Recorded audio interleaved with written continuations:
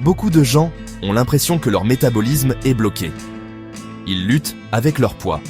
Et ça, malgré tous leurs efforts. Ça vous dit quelque chose? Cette croyance populaire peut être incroyablement frustrante. Et on peut aussi se sentir assez démuni. Ceux qui en souffrent cherchent souvent désespérément des solutions miracles. Mais votre métabolisme est-il vraiment bloqué, comme un tuyau bouché? Cette idée reçue est une simplification excessive. Les systèmes énergétiques de notre corps sont bien plus complexes que ça. Votre métabolisme n'est pas un taux unique et fixe.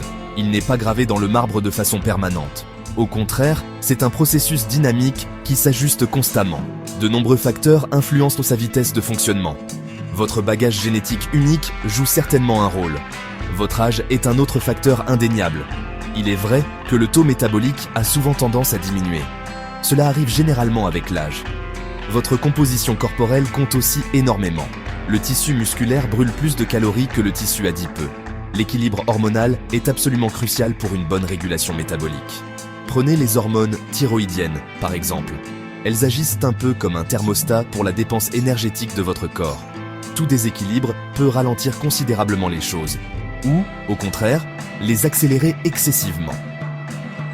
Le niveau de stress chronique peut aussi impacter votre métabolisme. Cela se produit souvent via des hormones du stress, comme le cortisol. Même la qualité et la durée de votre sommeil peuvent ne faire une différence. C'est une interaction complexe. Donc, même si vous avez l'impression que votre métabolisme est complètement bloqué, c'est rarement le cas. Il est bien plus juste de dire qu'il s'est adapté, ou peut-être qu'il a simplement ralenti. Cette adaptation peut survenir après des périodes prolongées de restrictions caloriques. Elle peut aussi être une réponse à d'autres facteurs, liés au mode de vie. Votre corps est incroyablement efficace pour conserver l'énergie. Il le fait quand il perçoit un état de pénurie. Ce n'est pas un blocage permanent, c'est une réponse biologique naturelle. La recherche scientifique démontre clairement cette adaptabilité métabolique. Votre métabolisme peut changer et il change. Des études portant sur la perte de poids, par exemple, montrent souvent un phénomène. C'est ce qu'on appelle la thermogénèse adaptative. Qu'est-ce que ça veut dire? Ça signifie que votre métabolisme ralentit plus que ce à quoi on pourrait s'attendre, et ce, uniquement à cause de la perte de masse corporelle. Le corps essaie activement de conserver ses précieuses réserves d'énergie. C'est un processus biologique bien documenté. Cette réponse adaptative n'est pas le signe d'un métabolisme défaillant. Loin de là. C'est en fait un mécanisme de survie sophistiqué.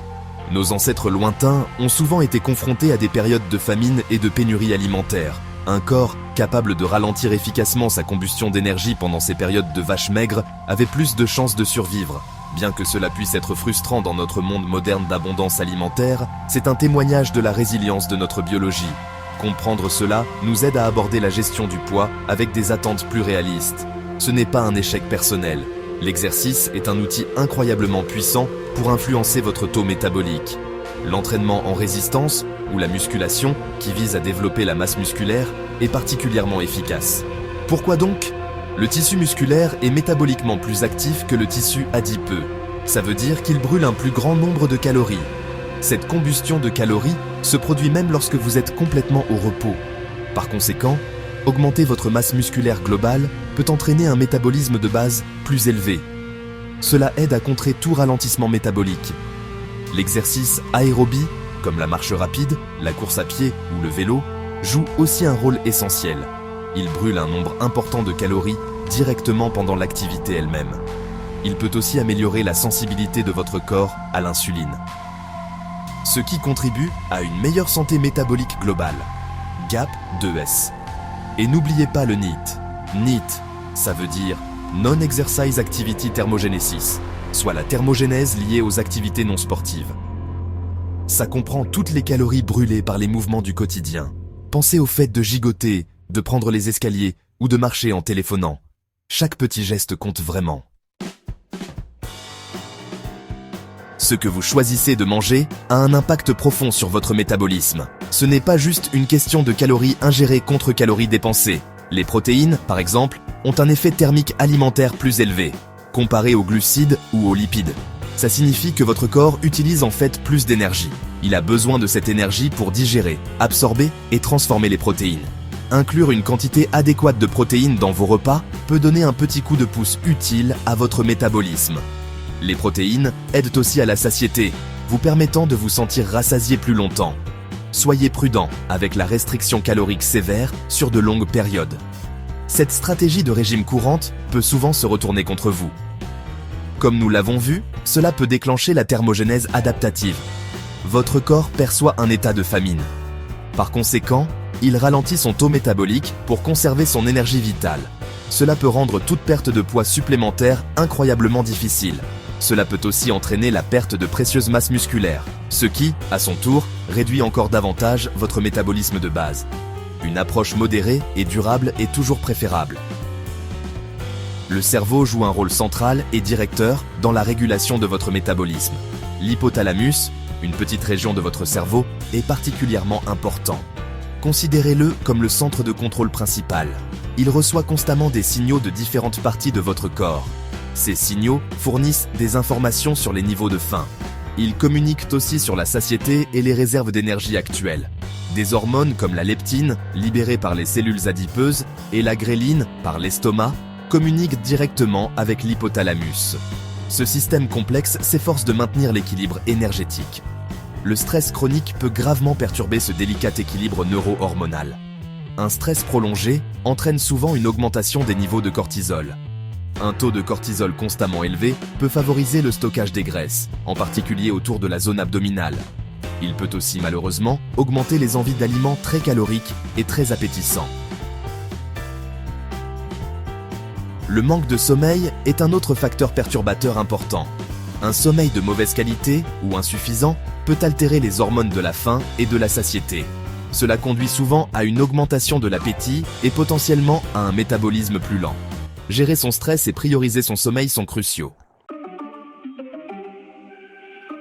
Alors, comment optimiser votre métabolisme? Concentrez-vous sur la mise en place d'habitudes cohérentes et durables sur le long terme. Donnez la priorité à des séances régulières de musculation. Cela aide à développer et à maintenir une masse musculaire essentielle. Visez au moins 2 à 3 séances par semaine. Intégrez une activité aérobie régulière à votre routine. C'est essentiel pour la santé cardiovasculaire globale et la dépense calorique. Ne sous-estimez pas le pouvoir cumulatif du NEAT. Faites l'effort de bouger davantage tout au long de la journée. Restez bien hydraté également. En ce qui concerne l'alimentation, adoptez un régime équilibré et varié. Assurez-vous qu'il soit riche en aliments complets et non transformés. Veillez à consommer suffisamment de protéines à chaque repas. Évitez les régimes à la mode trop restrictifs. Ceux-ci peuvent souvent ralentir votre métabolisme à long terme. Concentrez-vous sur la densité nutritionnelle plutôt que sur le simple comptage des calories. Le moment de vos repas peut aussi être utile. Certaines personnes trouvent que manger des repas réguliers et équilibrés évite de trop manger plus tard. Écoutez toujours les signaux naturels de faim et de satiété de votre corps. Naviguer dans les complexités de l'optimisation métabolique peut être un défi. N'hésitez pas à demander de l'aide. Un coach compétent ou un professionnel de santé qualifié peut vous offrir un accompagnement personnalisé. Ils peuvent vous aider à comprendre vos besoins et votre situation unique. Ils peuvent vous aider à créer un plan de nutrition et d'exercice réaliste et durable. Un bon coach peut aussi vous aider à fixer des objectifs réalisables. Il offre une responsabilisation précieuse et un soutien constant. Ces éléments sont souvent cruciaux pour réussir à long terme. En conclusion, votre métabolisme est-il bloqué? C'est très peu probable. Il est bien plus probable qu'il se soit simplement adapté. Cette adaptation est une réponse à diverses influences internes et externes. Ce qui est passionnant, c'est que votre taux métabolique n'est pas fixé de façon permanente. Vous avez le pouvoir de le changer. Avec les bonnes stratégies fondées sur des preuves, un effort quotidien constant et, parfois, les conseils d'experts, vous pouvez l'influencer positivement.